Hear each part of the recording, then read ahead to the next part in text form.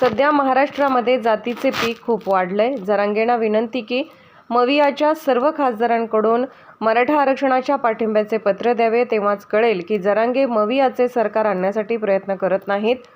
राज्यातील पालकमंत्र्यांनी आपापल्या जिल्ह्यामध्ये बँकेचा आढावा घेऊन निश्चितपणाने पीक कर्जाची काय परिस्थिती आहे हे जाणून घेण्याची गरज आहे।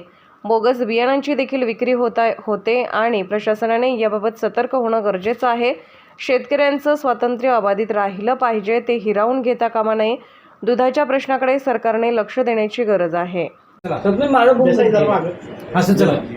महाराष्ट्रामध्ये सध्या पेरणी हंगाम सुरू झालेला आहे। काही भागामध्ये अजून म्हणावा असा पाऊस झालेला नाही आहे, परंतु या पेरणी हंगामामध्ये विशेषतः राष्ट्रीयकृत बँकेच्या माध्यमातून जे पीक कर्ज शेतकऱ्यांना मिळायला पाहिजे होतं, ते पीक कर्ज मात्र तेवढं तातडीनं मिळताना दिसत नाही।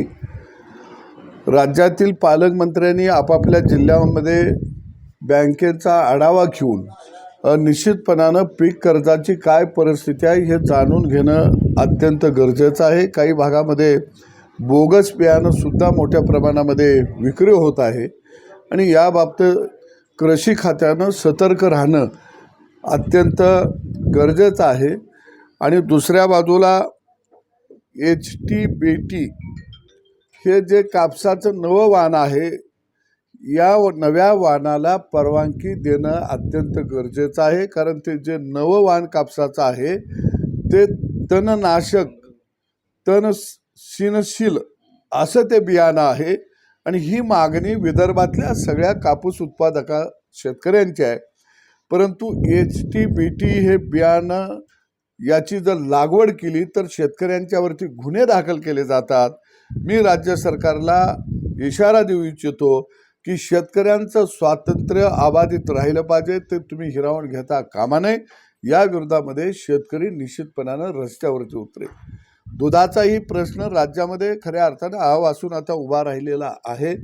त्याही प्रश्नाकडं सरकारनं गांभीर्यानं बघावं, कारण राज्यामध्ये जर बघितलं तर फक्त जातींच्या प्रश्नाचंच पीक उगवायला लागलेलं आहे। त्यामुळं शेतकरी त्यांचे प्रश्न, गावगाड्यातला सर्वसामान्य माणूस, तरुण यांचे प्रश्न कुठंतरी बाजूला पडत आहेत।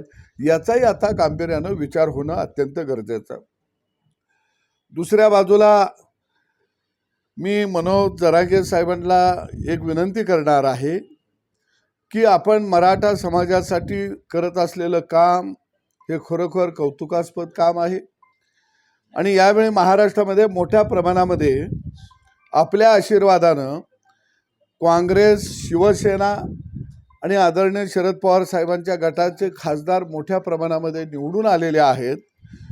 आणि माझी एक विनंती आहे तुमच्याकडं की या खासदारांना प्रत्येकाकडून एक पत्र लिहून घ्या की मराठा समाजाला 100% OBC मध्ये घालायला आमचा किंवा समावेश करायला आमचा पाठिंबा आहे आणि मराठा समाज जोपर्यंत OBC मध्ये जाणार नाही तोपर्यंत हे खासदारसुद्धा तुमच्या खांद्याला खांदा लावून काम करतील। अशा पद्धतीचं आपण त्यांच्याकडनं लेखी लिहून घ्यावं।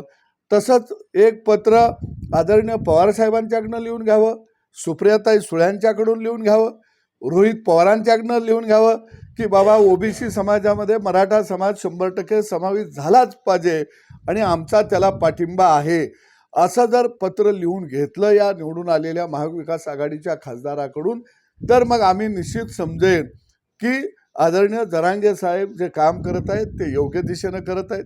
आणि अशी जर पत्र तिने लिहून घेतली नाहीत तर मग आम्हाला लोकांच्या मध्ये अशा पद्धतीचा मेसेज जाईल की जरांगे साहेब हे मराठा समाजासाठी काम करत नव्हते, तर हे आदरणीय पवार साहेबांच्यासाठी काम करत होते। आता हे कुठंतरी स्पष्ट होणं आणि महाराष्ट्रातल्या जनतेला समजणं अत्यंत महत्त्वाचं आहे।